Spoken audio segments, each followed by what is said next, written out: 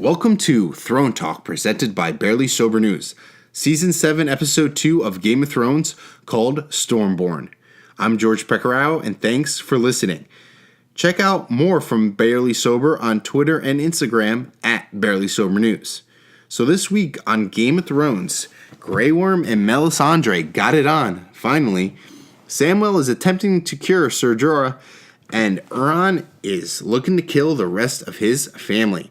So it's a big old Greyjoy family reunion this week on Game of Thrones, with Euron attacking Theon and Yara.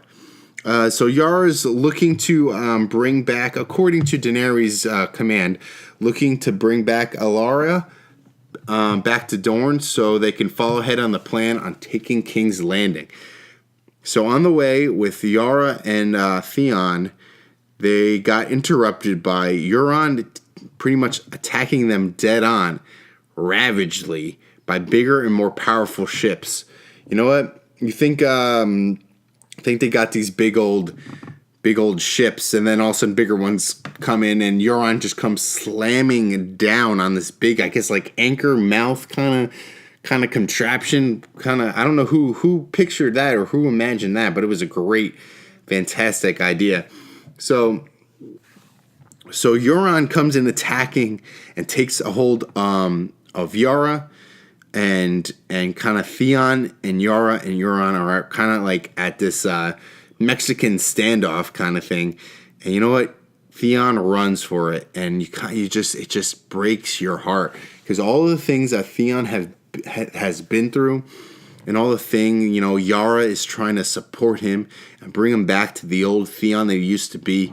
He just can't seem to do it, and I guess he still has flashbacks of Ramsay and what he went through and what he was doing when he was tortured. He cannot get over it, and he runs scared from Yara and Theon and Euron. And you know what? It sucks. I mean, what's going to happen with Euron and Yara is Euron going to kill Yara? Probably not. I'm going to say he's going to, for right now, I'm going to say Euron holds Yara hostage. Maybe brings her back to Cersei. Maybe goes ahead and attacks Daenerys from there. He's got these big, powerful ships. You know what? And Daenerys' fleet right now is pretty much going to be destroyed. So what way is Daenerys protecting herself from the sea? She can't really. And you know what? And Euron kind of destroyed her whole fleet. We're assuming that he destroyed the whole fleet. I think I'm safe in assuming that. But you know what? As far as me saying last week that Euron was going to go and get a dragon head for Cersei, you know, I don't know. He could still go and attack Daenerys and get a dragon. Or maybe he feels like Yara is good enough to bring back to Cersei to pledge his allegiance to the crown. I don't think it is. Like, I feel like Cersei, the way Cersei is, she wants more. Like, oh, great, you got their fleet. Like, you're supposed to. That's what I'm going to do when I agree to you being the fleet of the crown. So, why? Of course, you better fucking attack them. Like, give me something more. But who knows? Maybe it's the biggest fleet. I mean, Euron did say it's the biggest fleet in all the seven kingdoms. Most powerful, yeah. So you know what? What else? He's got to. You know, he's got to bring back a dragon head. That's what he's got to do. Anyway, so Arya is probably, to me, the most annoying character in Game of Thrones. I cannot stand her. The whole scene with her eating Hot Pie's food and everything was. Oh, I watched it twice and it made me cringe through the whole thing. I cannot stand. Like, how many times do you need to wipe your face? Like, cut it out. I mean, I don't know if we're supposed to hate her or not, but the actress Missy Williams does a fantastic job then. I just cannot stand scenes with Arya, and it drives me crazy. And her wolf came back, Nymeria came back, and I was hoping so much that Nymeria chawed Arya's face off, but of course she didn't. Nymeria rejected her in her own specific way, which I guess was good. But I cannot stand Arya, and I'm hoping she dies, gets beheaded. I don't care. But I just need it to happen. So she's headed back to Winterfell. She finds out from Hot Pie that Jon Snow took back Winterfell Is he gonna? But does she know that Sansa, her sister, is at Winterfell? I don't know. You don't really. I don't know. They don't really point that out. She knows that Jon Snow took back Winterfell. Does she know that Sansa's there? But Jon Snow, I'm guessing when Arya comes to Winterfell, Jon Snow's not going to be there because he's headed to see Daenerys. So how is this going to turn out here? So Cersei, going forward, is pretty much planning her defense, and her big worry is the dragons. Got this big super crossbow looking to kill all the dragons.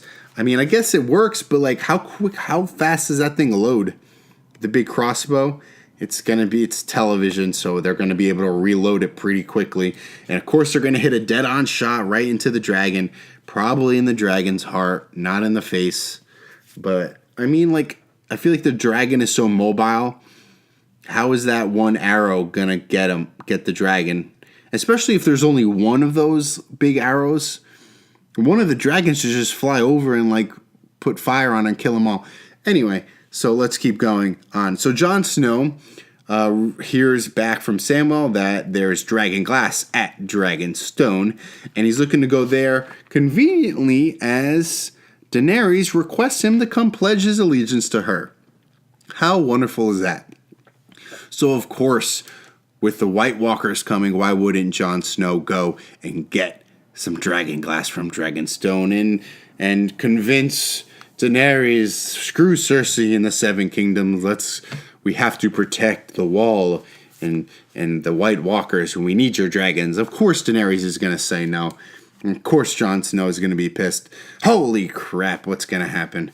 But it's good. I think Jon Snow is going to pledge to Daenerys, but at the end of the day, I don't think Daenerys wants that freaking Iron Throne. She don't really care about the White Walkers. She doesn't believe it. They don't even know that the White Walker is around. The only person that's really seen the White Walkers is Jon Snow. And is he good at convincing people? Kinda. I always believe in him and every time Jon Snow confronts or has a meeting in Winterfell, everyone's like, no, Jon Snow, do this. And then he does this 2-minute speech and everyone's like, yeah, you're right. You know what you're talking about. So that's Jon Snow pretty much all the time.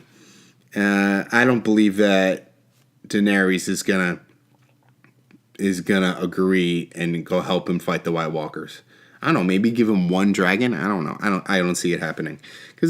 Why wouldn't the Dragon Queen keep all the dragons to herself? All right, anyway. So Grey Worm and Missandre got it on. Woo, woo, finally. We've been waiting for this. At least I have.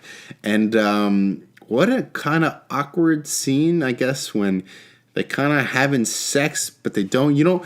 And you kind of, as anyone, I think everyone is curious, what part of him is missing and what part is there? Or is it all gone? I don't know. You want to know what's there and what's not there. Obviously, you don't find out. But it was an interesting sex scene. Very unique. Very nice. Good for them. Keep it going. Get a Grey Worm every time. Woohoo. So, and also, lastly, really with this episode, Daenerys is kind of questioning her followers right now, I guess. Really specifically Varys, questioning his loyalties. And Varys isn't holding anything back. He's like, I'm loyal to myself. I've been on my own since I was a boy. I'm keeping myself alive. That's what I'm doing. That's how I'm going to do it. And you know what? I feel like Daenerys is kind of getting a little mad, getting a little crazy. Kind of like questioning everybody, even her followers. Because I feel like she kind of questioned Tyrion a little bit. I feel like she doesn't feel like she can trust anyone. It's kind of maybe questioning everyone's loyalty. But all in all, this was a pretty good week in Game of Thrones. Ended pretty good with Euron and Yara and Theon. You hate to see Theon run. You hope he gets his balls back. Yeah, no pun intended. You hope he avenges his family and avenges himself and really gets everything going. I'm really rooting for Theon. As much as he's been down the dumps, he's at the bottom now. He can't go any lower. What else can he go?